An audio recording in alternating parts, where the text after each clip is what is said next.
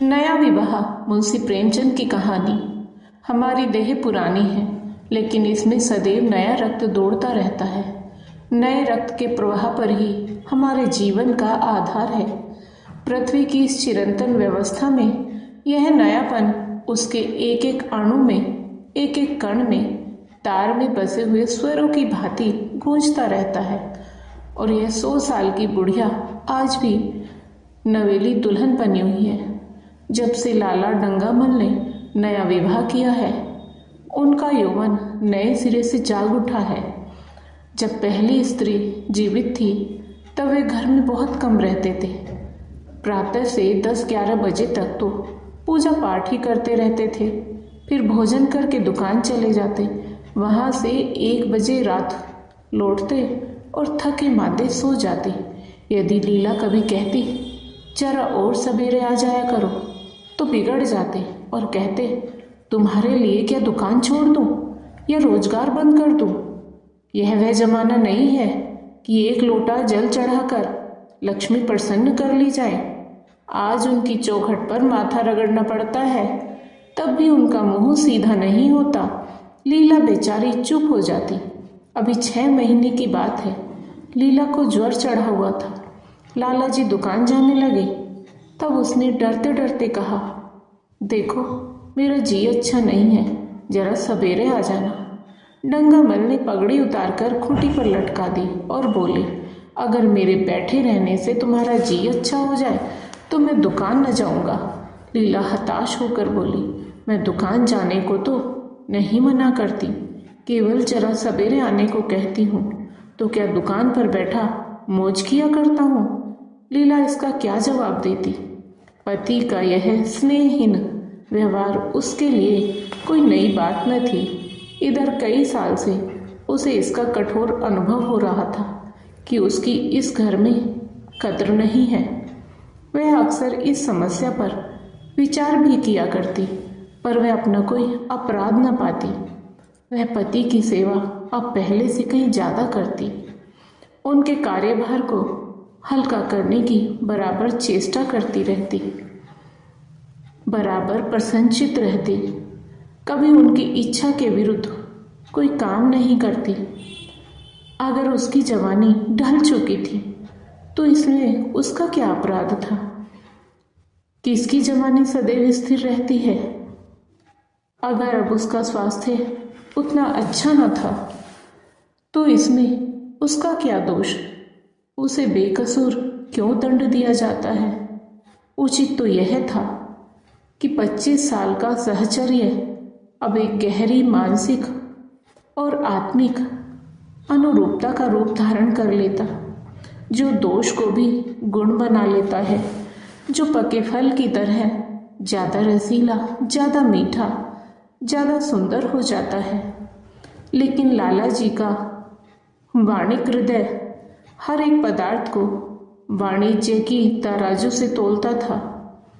बूढ़ी गाय जब दूध न दे सकती है, न बच्चे तक, तब उसके लिए गौशाला ही सबसे अच्छी जगह है। उनके विचार में लीला के लिए इतना ही काफ़ी था कि घर की मालकिन बनी रहे, आराम से खाए और पड़ी रहे। उसे अख्तियार है, चाहे जितने जेवर बनवाए, चाहे जितना स्नान व पूजा करे, केवल उनसे दूर रहे। मानव प्रकृति की जटिलता का एक रहस्य यह था कि डंगामल जिस आनंद से लीला को वंचित रखना चाहते थे, जिसकी उसके लिए कोई जरूरत ही न समझते थे, खुद उसी के लिए सदैव प्रयत्न करते रहते थे।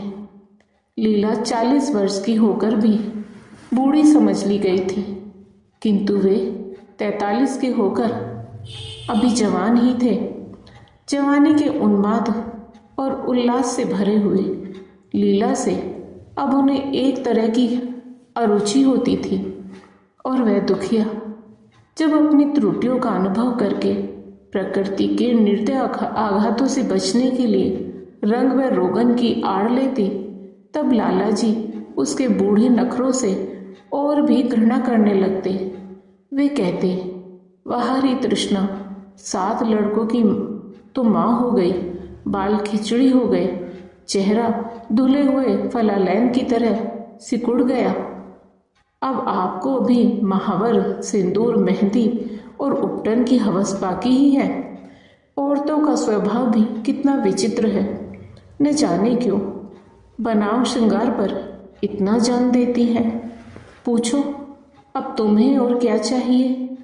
क्यों नहीं मन को समझा लेती कि जवानी विदा हो गई और इन उपादानों से वह वापस नहीं बुलाई जा सकती। लेकिन वे खुद जवानी का स्वप्न देखते रहते थे। उनकी जवानी की तृष्णा अभी शांत न हुई थी। जाड़ों में रसों और पाकों का सेवन करते रहते थे। हफ्ते में 2 बार खिजाब लगाते और एक डॉक्टर से मंकी ग्लैंड के विषय में पत्र व्यवहार करते रहते। लीला ने उन्हें असमंजस में देखकर कातर स्वर में पूछा, कुछ बतला सकते हो? कै बजे आओगे? लाला जी ने शांत भाव से पूछा। तुम्हारा जी आज कैसा है? लीला क्या जवाब दे? अगर कहती है कि बहुत खराब है तो शायद वो महाशय वहीं बैठ जाए और उसे जली कटी सुनाकर अपने दिल का बुखार निकालें। अगर कहती है कि अच्छी हूँ तो शायद निश्चिंत होकर 2 बजे तक कहीं खबर न ले। इस दुविधा में डरते डरते बोली, अब तक तो हल्की थी लेकिन अब कुछ भारी हो रही है। तुम जाओ, दुकान पर लोग तुम्हारी राह देखते होंगे। हाँ, ईश्वर के लिए 1-2 न बजा देना। लड़के सो जाते हैं, मुझे जरा भी अच्छा नहीं लगता, जी घबराता है।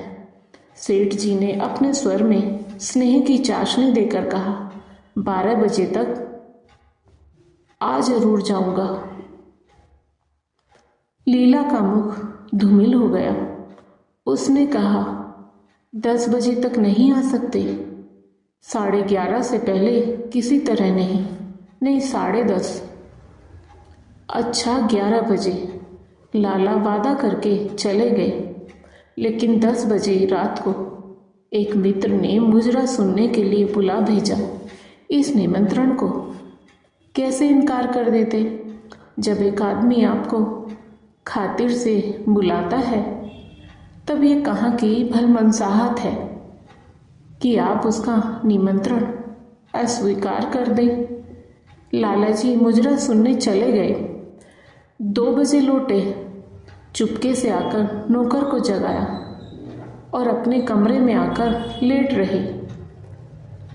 लीला उनकी राह देखती प्रतिक्षण विकल वेदना का अनुभव करती हुई न जाने कब सो गई थी। अंत को इस बीमारी ने अभागिनी लीला की जान ही लेकर छोड़ा। लाला जी को उसके मरने का बड़ा दुख हुआ। मित्रों ने संवेदना के तार भेजे। एक दैनिक पत्र ने शोक प्रकट करते हुए लीला के मानसिक और धार्मिक सद्गुणों को खूब बढ़ाकर वर्णन किया।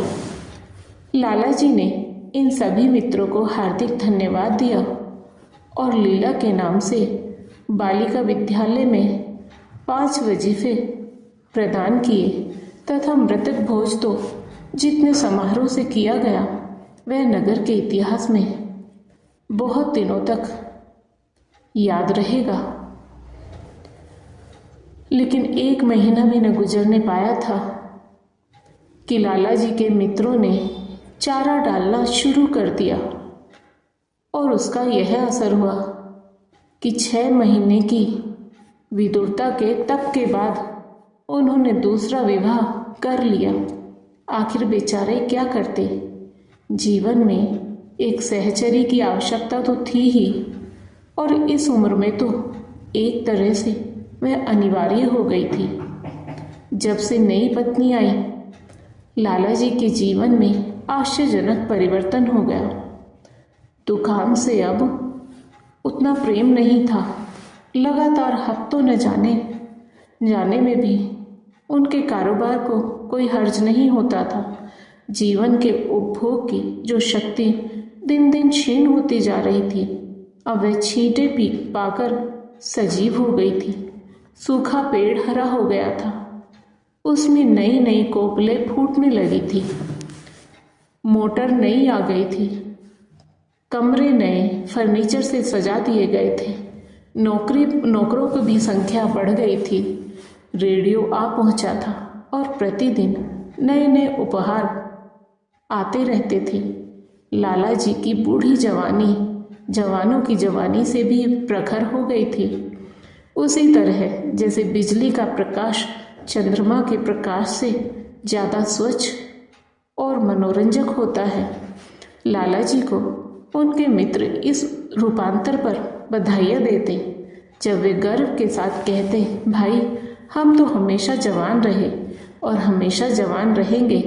बुढ़ापा यहाँ आए तो उसके मुंह में कालिख लगाकर गधों पर उल्टा सवार करा के शहर से निकाल दें। जवानी और बुढ़ापे को न जाने क्यों लोग अवस्था से संबद्ध कर देते हैं। जवानी का उम्र से तो उतना ही संबंध है जितना धर्म का आचार से, रुपये का ईमानदारी से, रूप का श्रृंगार से। आजकल के जवानों को आप जवान कहते हैं, उनकी 1000 जवानियों को अपने 1 घंटे से भी न बदलूंगा।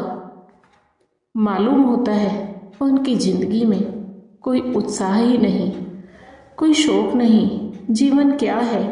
गले में पड़ा हुआ एक ढोल है।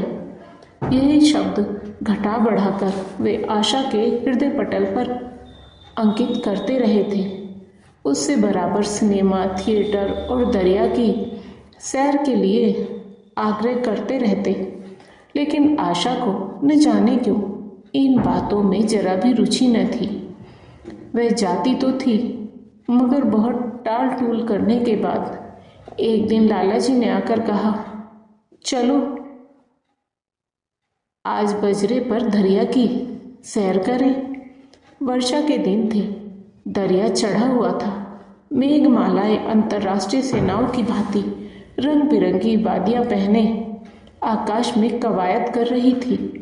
सड़क पर लोग मलार और बारहमासा गाते चलते थे। बागों में झूले पड़ गए थे। आशा ने बेदिली से कहा, मेरा जी तो नहीं चाहता। लाला ने मृदु प्रेरणा के साथ कहा, तुम्हारा मन कैसा है जो आमोद प्रमोद की ओर आकर्षित नहीं होता? चलो जरा दरिया की सैर देखो। सच कहता हूँ, बजरे पर बड़ी बहार रहेगी। आप जाए, मुझे और कई काम करने हैं। काम करने को आदमी है, तुम क्यों काम करोगी? महाराज अच्छे सालन नहीं पकाता। आप खाने बैठेंगे तो यूं ही उठ जाएंगे। आशा अपने अवकाश का बड़ा भाग लाला जी के लिए तरह तरह का भोजन पकाने में ही लगाती थी। उसने किसी से सुन रखा था कि एक विशेष अवस्था के बाद पुरुष के जीवन का सबसे बड़ा सुख रसना का स्वाद ही रह जाता है। लाला जी की आत्मा खिल उठी। उन्होंने सोचा कि आशा को उनसे कितना प्रेम है कि वह दरिया की सैर को उनकी सेवा के लिए छोड़ रही है। एक लीला थी कि मान न मान चलने को तैयार रहती थी। पीछा छुड़ाना पड़ता था। खामख्वाह सिर पर सवार हो जाती थी और सारा मजा किरकिरा कर देती थी। स्नेह भरे उल्हाने से बोले, तुम्हारा मन भी विचित्र है। अगर एक दिन सालन फीका ही रहा, ऐसा क्या तूफान आ जाएगा? तुम तो मुझे बिल्कुल निकम्मा बनाए देती हो। अगर तुम न चलोगी तो मैं भी न जाऊंगा। आशा ने जैसे गले से फंदा छुड़ाते हुए कहा, आप भी तो मुझे इधर उधर घुमा घुमा कर मेरा मिजाज बिगाड़ देते हैं। यह आदत पड़ जाएगी तो घर का धंधा कौन करेगा? मुझे घर के धंधों की रत्ती भर भी परवाह नहीं, बाल की नोक बराबर भी नहीं। मैं चाहता हूँ कि कि तुम्हारा मिजाज बिगड़े और तुम गृहस्थी की चक्की से दूर रहो। और तुम मुझे बार बार आप क्यों कहती हो? मैं चाहता हूँ तुम मुझे तुम कहो, तू कहो, गालियाँ दो, ढोल जमाओ। तुम तो मुझे आप कह के जैसे देवता के सिंहासन पर बैठा देती हो। मैं अपने घर में देवता नहीं, चंचल बालक बनना चाहता हूँ। आशा ने मुस्कुराने की चेष्टा करके कहा, भला मैं आपको तुम कहूँगी? तुम बराबर वाले को कहा जाता है कि बड़ों को? मुनीम ने 1 लाख के घाटे की खबर सुनाई होती तो भी शायद लाला जी को इतना दुख न होता जितना आशा के इन कठोर शब्दों से हुआ। उनका सारा उत्साह, सारा उल्लास जैसे ठंडा पड़ गया। सिर पर बाकी रखी हुई फूलदार टोपी, गले में पड़ी हुई जोगी रंग की चुन्नी, रेशमी चादर, वह पंजेब का बेलदार कुर्ता जिसमें सोने के बटन लगे हुए थे, यह सारा ठाट कैसे उन्हें हास्यजनक जान पड़ने लगा, जैसे वह सारा नशा किसी मंत्र से उतर गया हो। निराश होकर बोले, तो तुम्हें चलना है या नहीं? मेरा जी नहीं चाहता तो मैं भी न जाऊं। मैं आपको कब मना करती हूँ? फिर आप कहा। आशा ने जैसे भीतर जोर लगाकर कहा, तुम, और उसका मुखमंडल लज्जा से आरक्त हो गया। हाँ, इसी तरह तुम कहा करो। तो तुम नहीं चल रही हो? अगर मैं कहूँ तुम्हें चलना पड़ेगा तब चलूँगी। आपकी आज्ञा मानना मेरा धर्म है। लाला जी आज्ञा न दे सके। आज्ञा और धर्म जैसे शब्द उनके कानों में चुभने से लगे। खिसियाए हुए बाहर को चल पड़े। उस वक्त आशा को उन पर दया आ गई। बोली, तो कब तक लौटोगे? मैं नहीं जा रहा हूँ। अच्छा, तो मैं भी चलती हूँ। जैसे कोई जिद्दी लड़का रोने के बाद अपनी इच्छित वस्तु पाकर उसे पैरों से ठुकरा देता है, उसी तरह लाला जी ने मुंह बनाकर कहा, तुम्हारा जी नहीं करता तो ना चलो। मैं आग्रह नहीं करता। आप नहीं, तुम बुरा मान जाओगे। आशा गई, लेकिन उमंग से नहीं। जिस मामूली वेश में थी उसी तरह चल खड़ी हुई। न कोई सजीली साड़ी, न जड़ाऊ गहने, न कोई सिंगार जैसे कोई विधवा हो। ऐसी ही बातों पर लाला जी मन में झुंझला उठते थे। ब्याह किया था जीवन का आनंद उठाने के लिए, झिलमिलाते हुए दीपक में तेल डालकर उसे और चटक करने के लिए। अगर दीपक का प्रकाश तेज न हुआ तो तेल डालने से लाभ न जाने। इसका मन क्यों इतना शुष्क और नीरस है, जैसे कोई ऊसर का पेड़ हो। कितना ही पानी डालो उसमें हरी पत्तियों के दर्शन न होंगे। जड़ाऊ गहनों से भरी पोटलियाँ खुली हुई हैं, कहाँ कहाँ से मंगवाए, दिल्ली से, कलकत्ते से। कैसी कैसी बहुमूल्य साड़ी रखी हुई हैं, एक नहीं सैकड़ों, पर केवल संदूक में कीड़ों का भोजन बनने के लिए। दरिद्र घर की लड़कियों में यही ऐब होता है, उनकी दृष्टि सदैव संकीर्ण रही है। न खा सके, न पहन सके, न दे सके। उन्हें तो खजाना भी मिल जाए तो यही सोचती रहेंगी कि खर्च कैसे करें। दरिया की सैर तो हुई, पर विशेष आनंद न आया। कई महीने तक आशा की मनोवृत्तियों को जगाने का असफल प्रयत्न करके लाला जी ने समझ लिया कि इसकी पैदाइश से ही मुहर्रम ही है, लेकिन फिर भी निराश न हुए। ऐसे व्यापार में एक बड़ी रकम लगाने के बाद वे उसमें अधिक से अधिक लाभ उठाने की वाणिज्यिक प्रवृत्ति को कैसे त्याग देते। विनोद की नई नई योजनाएं पैदा की जाती।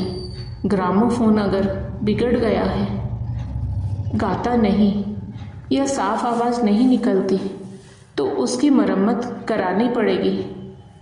उसे उठाकर रख देना तो मूर्खता है। इधर बूढ़ा महाराज एकाएक बीमार होकर घर चला गया था और उसकी जगह उसका 17-18 साल का जवान लड़का आ गया था। कुछ अजीब गंवार था, बिल्कुल झंगड़ उजड़, कोई बात ही नहीं समझता था। जितने फुलके बनाता उतनी तरह के। हाँ, एक बात समान होती, सब बीच में मोटे होते, किनारे पतले। दाल कभी तो इतनी पतली जैसे चाय, कभी इतनी गाढ़ी जैसे दही। नमक कभी इतना कम कि बिल्कुल फीकी, कभी इतना तेज कि नींबू का शौकीन। आशा मुंह हाथ धोकर चौके में पहुंच जाती और इस डपोर संग को भोजन पकाना सिखाती। एक दिन उसने कहा, तुम कितनी नालायक आदमी हो जुगल। आखिर इतनी उम्र तक तुम घास खोदते रहे या भाड़ झोंकते रहे कि फुलके तक नहीं बना सकते। जुगल आंखों में आंसू भरकर कहता, बहू जी, अभी मेरी उम्र ही क्या है, 17वां ही तो पूरा हुआ है। आशा को उसकी बात पर हंसी आ गई। उसने कहा, तो रोटियां पकाना क्या 10-5 साल में आता है? आप 1 महीना सिखा दे बहू जी, फिर देखिए मैं आपको कैसे फुलके खिलाता हूँ कि जी खुश हो जाए। जिस दिन मुझे फुलके बनाने आ जाएंगे मैं आपसे कोई इनाम लूँगा। सालन तो अब मैं कुछ कुछ बनाने लगा हूँ, क्यों बहू जी? आशा ने हौसला बढ़ाने वाली मुस्कुराहट के साथ कहा, सालन वो बनाना आता है। अभी कल ही नमक इतना तेज था कि खाया न गया। मसाले में कचांद आ रही थी। मैं जब सालन बना रहा था तब आप यहाँ कब थी?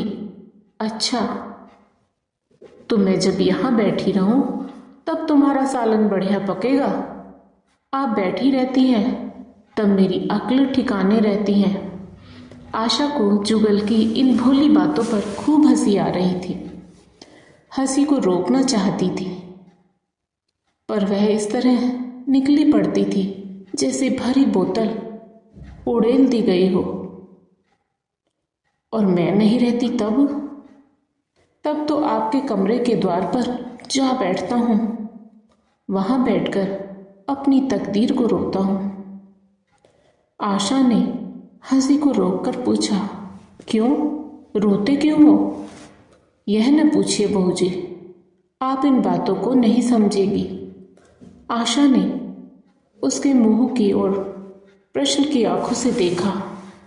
उसका आशय कुछ तो समझ गई पर न समझने का बहाना किया। तुम्हारे दादा आ जाएंगे तब तुम चले जाओगे। और क्या करूँगा बहू जी, यहाँ कोई काम दिलवा दीजिएगा तो पड़ा रहूँगा। मुझे मोटर चलाना सिखवा दीजिए, आपको खूब सैर कराया करूँगा। नहीं नहीं बहू जी, आप हट जाइए, मैं पतीली उतार लूँगा।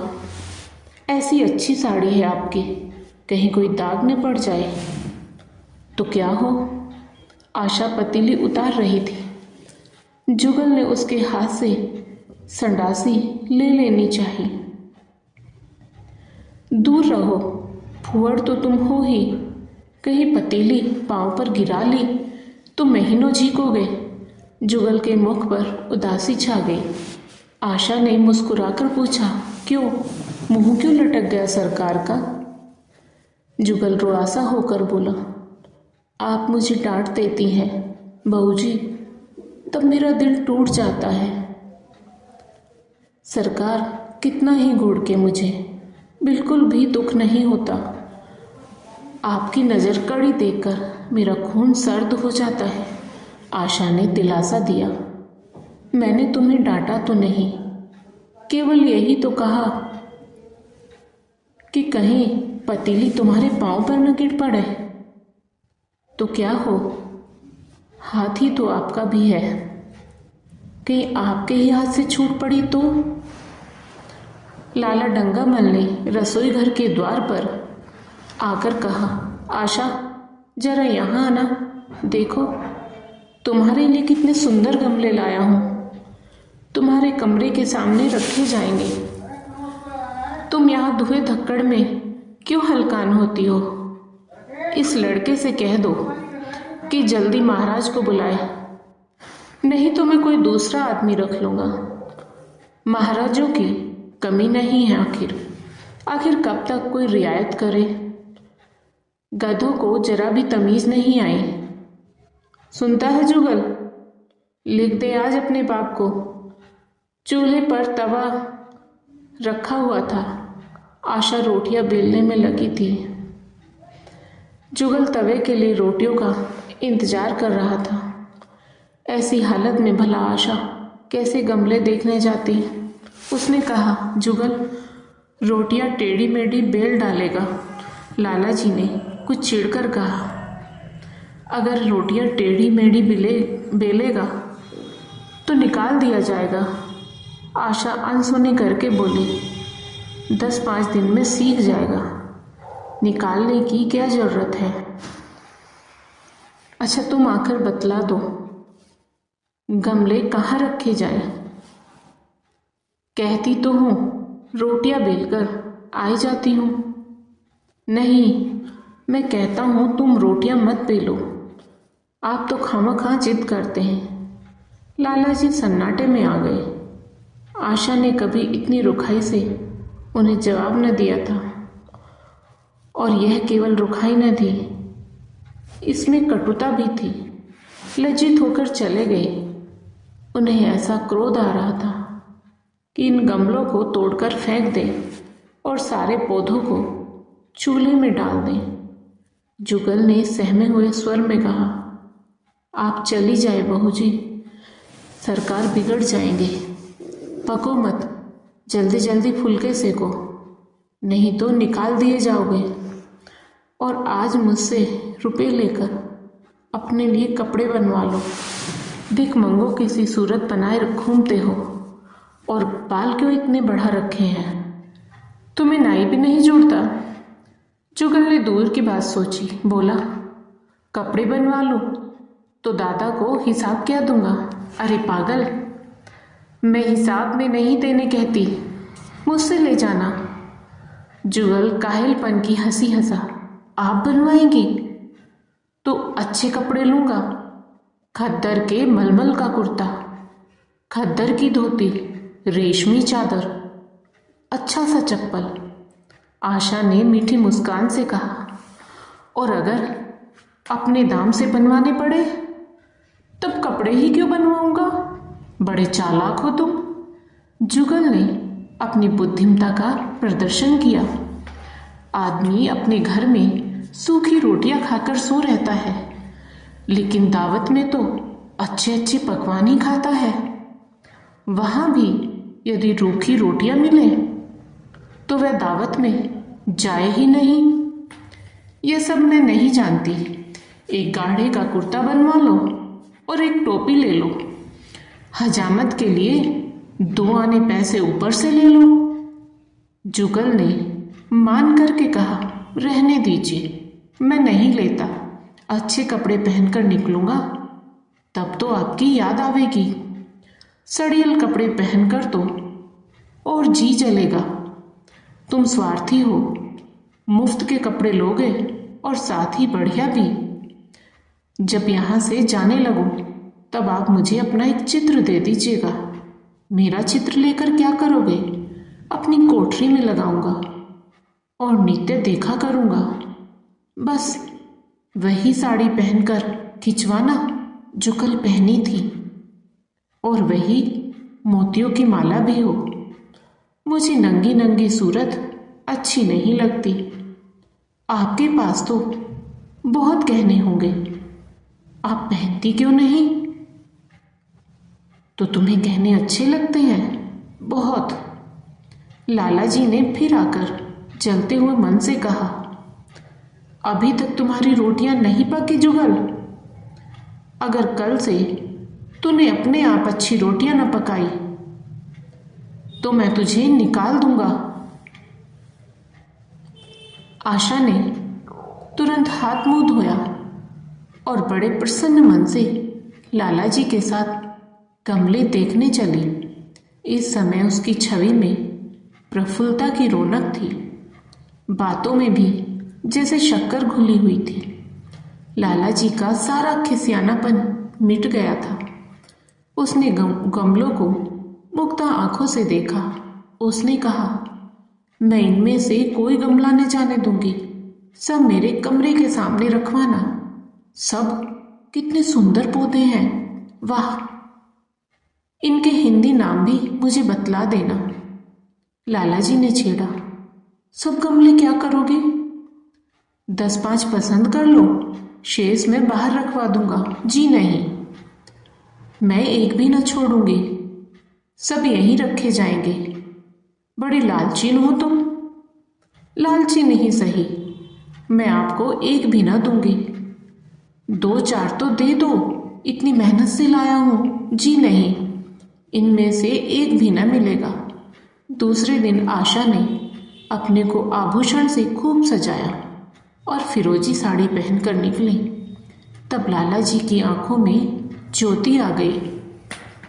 समझे अवश्य ही अब उनके प्रेम का जादू कुछ कुछ चल रहा है, नहीं तो उनके बार बार के आग्रह करने पर भी, बार बार याचना करने पर भी उसने कोई आभूषण न पहना था। कभी कभी मोतियों का हार गले में डाल लेती थी, वह भी ऊपरी मन से। आज वह आभूषणों से अलंकृत होकर फूली नहीं समाती, इतराई जाती है, मानो कहती हो, देखो मैं कितनी सुंदर हूँ। पहले जो बंद कली थी, आज वह खिल गई थी। लाला जी पर घड़ों नशा चढ़ा हुआ था। वे चाहते थे उनके मित्र और बंधु वर्ग आकर इस सोने की रानी के दर्शनों से अपनी आंखें ठंडी करें, देखें कि वह कितनी सुखी, संतुष्ट और प्रसन्न है। जिन विद्रोहियों ने विवाह के समय तरह तरह की शंकाएं की थी, वे आंखें खोलकर देखें कि डंगामल कितना सुखी है। विश्वास, अनुराग और अनुभव ने चमत्कार किया है। उन्होंने प्रस्ताव किया, चलो कहीं घूम आए, बड़ी मजेदार हवा चल रही है। आशा इस वक्त कैसे जा सकती थी? अभी उसे रसोई में जाना था। वहां से कहीं 12-1 बजे फुर्सत मिलेगी, फिर घर के दूसरे धंधे सिर पर सवार हो जाएंगे। सैर सपाटे के पीछे क्या घर चौपट कर दे। सेठ जी ने उसका हाथ पकड़ लिया और कहा, नहीं, आज मैं तुम्हें रसोई में न जाने दूंगा। महाराज के किए कुछ न होगा तो आज उसकी शामत भी आ जाएगी। आशा के मुख पर से वह प्रफुल्लता जाती रही, मन भी उदास हो गया। एक सोफा पर लेटकर बोली, आज न जाने क्यों कलेजे में मीठा मीठा दर्द हो रहा है। ऐसा दर्द कभी नहीं होता था। सेठ जी घबरा उठे, यह दर्द कब से हो रहा है? हो तो रहा है रात से ही, लेकिन अभी कुछ कम हो गया था, अब फिर होने लगा है। रह रहकर जैसे चुभन हो जाती है। सेठ जी एक बात सोचकर दिल ही दिल में फूल उठे। अब वे गोलियां रंग ला रही हैं। राजवैद्य ने कहा था कि जरा सोच समझकर इनका सेवन कीजिएगा। क्यों न हो, खानदानी वैद्य है। इनके बाप बनारस के महाराज के चिकित्सक थे।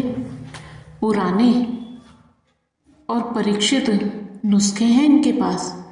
उन्होंने कहा, तो रात से ही ये दर्द हो रहा है, तुमने मुझसे कहा नहीं तो वैद्य जी से कोई दवा मंगवाता। मैंने समझा था आप अच्छा हो जाएगा, मगर अब बढ़ रहा है। कहाँ दर्द हो रहा है, जरा देखो, कुछ सूजन तो नहीं है। सेठ जी ने आशा के आंचल की तरफ हाथ बढ़ाया। आशा ने शर्मा कर सिर झुका लिया। उसने कहा, ये तुम्हारी शरारत मुझे अच्छी नहीं लगती। मैं अपनी जान से मरती हूँ, तुम्हें हंसी सूझती है। जाकर कोई दवा ला दो। सेठ जी अपने पुंसत्व का यह डिप्लोमा पाकर उससे कहीं अधिक प्रसन्न हुए जितना राय बहादुरी पाकर होते। इस विजय का डंका पीटे बिना उन्हें कैसे चैन आ सकता था। जो लोग उनके विवाह के विषय में द्वेषमय टिप्पणियां कर रहे थे, उन्हें नीचा दिखाने का कितना अच्छा अवसर हाथ आया है, और इतनी जल्दी। पहले पंडित भोलेनाथ के पास गए और भाग्य ठोक कर बोले, भाई मैं तो बड़ी विपत्ति में फंस गया। कल से उनके कलेजे में दर्द हो रहा है। कुछ बुद्धि काम नहीं करती, कहती है ऐसा दर्द पहले कभी नहीं हुआ था। भोलेनाथ ने कुछ बहुत हमदर्दी न दिखाई। सेठ जी यहाँ से उठकर अपने दूसरे मित्र लाला फागमल के पास पहुँचे और उनसे भी लगभग इन्हीं शब्दों में यह शोक संवाद कहा। फागमल बड़ा सोहदा था, मुस्कुराकर बोला, मुझे तो आपकी शरारत मालूम होती है। सेठ जी की पाँचें खिल गई। उन्होंने कहा, मैं अपना दुख सुना रहा हूँ और तुम्हें दिल लगी सोचती है। जरा भी आदमियत तुम में नहीं है। मैं दिल लगी नहीं कर रहा हूँ, इसमें दिल लगी की क्या बात है। वे है कमसिन कोमलांगी, आप ठहरे पुराने लठैत दंगल के पहलवान। बस अगर यह बात न निकले तो मूछें मुंडा लूं। सेठ की आंखें जगमगा उठी, मन में यौवन की भावना प्रबल हो उठी और उसके साथ ही मुख पर भी यौवन की झलक आ गई। छाती जैसे कुछ फैल गई।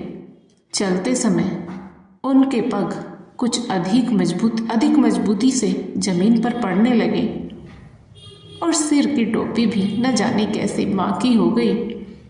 आकृति से बागपन की शान बरसने लगी। जुगल ने आशा को सिर से पांव तक जगमगाते देखकर कहा, बस बहू जी, आप इसी तरह पहने ओढ़े रहा करो। आज मैं आपको चूल्हे के पास न आने दूंगा। आशा ने नयन बाण चलाकर कहा, क्यों? आज यह नया हुक्म क्यों?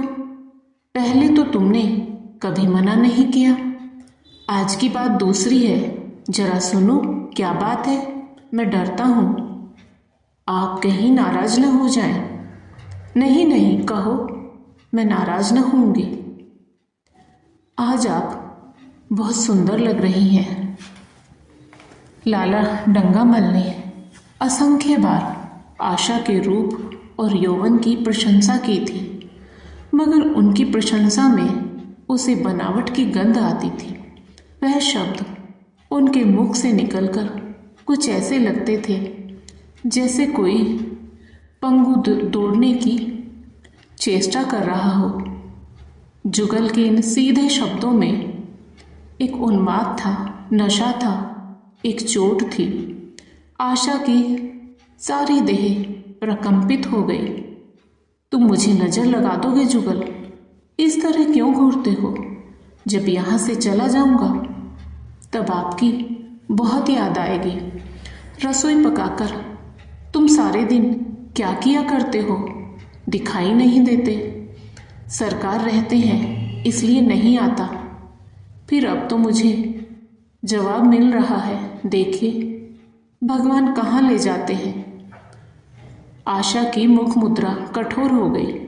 उसने कहा, कौन तुम्हें जवाब देता है? सरकार ही तो कहते हैं तुझे निकाल दूंगा, अपना काम किए जाओ। कोई नहीं निकालेगा। अब तो तुम फुलके भी अच्छे बनाने लगे। सरकार है बड़े गुस्सेवर। 2-4 दिन में उनका मिजाज ठीक किए देती हूँ। आपके साथ चलते हैं तो आपके बाप से लगते हैं। तुम बड़े मुंहफट हो, खबरदार, जबान संभाल कर बातें किया करो। किंतु अप्रसन्नता का यह झीना आवरण उनके मनोरहस्य को न छिपा सका। वह प्रकाश की भांति उसके अंदर से निकला पड़ता था। जुगल ने फिर उसी निर्भीकता से कहा, मेरा मुंह कोई बंद कर दे, या यूं ही सभी यही कहते हैं मेरा ब्याह कोई 50 साल की बुढ़िया से कर दे तो मैं घर छोड़कर भाग जाऊं, या तो खुद जहर खा लूं या उसे जहर देकर मार डालूं।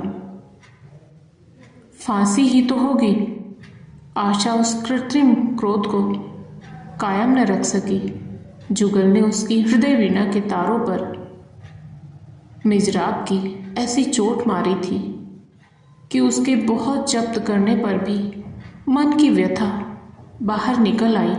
उसने कहा, भाग्य भी तो कोई वस्तु है, ऐसा भाग्य जाए भाड़ में। तुम्हारा ब्याह किसी बढ़िया से ही करूँगी, देख लेना। तो मैं भी जहर खा लूँगा, देख लीजिएगा। क्यों? बुढ़िया तुम्हें जवान स्त्री से ज़्यादा प्यार करेगी, ज़्यादा सेवा करेगी, तुम्हें सीधे रास्ते पर रखेगी। यह सब माँ का काम है। बीवी जिस काम के लिए है उसी काम के लिए है। आखिर बीवी किस काम के लिए है? मोटर की आवाज़ आई। न जाने कैसे आशा के सिर का आंचल खिसक कर कंधों पर आ गया। उसने जल्दी से आंचल खींचकर सिर पर कर लिया और यह कहती हुई अपने कमरे की ओर लपकी कि लाला भोजन करके चले जाएं, तब आना। दोस्तों, मुंशी प्रेमचंद जी द्वारा लिखित कहानी नया विवाह आप सभी को पसंद आई हो तो वीडियो को लाइक करें, शेयर करें और साथ ही हमारे चैनल को सब्सक्राइब करें। बेल आइकन को प्रेस करके ऑल बटन पर क्लिक करें। राधे राधे प्यारे दोस्तों।